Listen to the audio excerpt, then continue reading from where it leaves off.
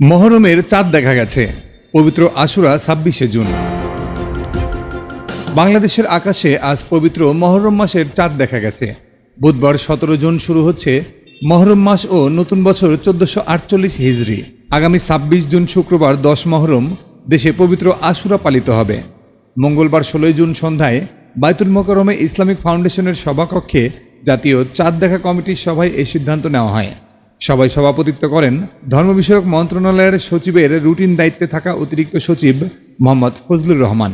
সভায় অতিরিক্ত সচিব জানান, সব জেলা প্রশাসন, ইসলামিক ফাউন্ডেশনের প্রধান কার্যালয়, বিভাগীয় ও জেলা কার্যালয়, বাংলাদেশ আবহাওয়া অধিদপ্তর, মহাকাশ গবেষণা কেন্দ্র ও দূর অনুধাবন কেন্দ্র থেকে প্রাপ্ত তথ্য অনুযায়ী বাংলাদেশের আকাশে হিজরি ১৪৪৮ সনের মহরম মাসের চাঁদ দেখা গেছে। এবার ২৯ দিনেই শেষ হলো জিলহজ মাস। হিজরি সনের প্রথম মাস হচ্ছে মহরম। আশুরার দিন দেশে নির্বাহী আদেশে সরকারি ছুটি থাকে। শিয়ারা বিশেষভাবে আশুরা পালন করে।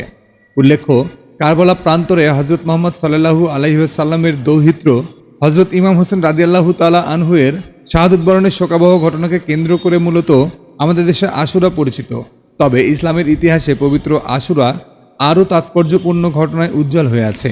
আশুরা রোজা, আশুরার দিন এবং আগে বা পরে একদিন রাখার বিষয়ে বিশেষ ফজিলতের কথা বলা হয়েছে হাদিসে।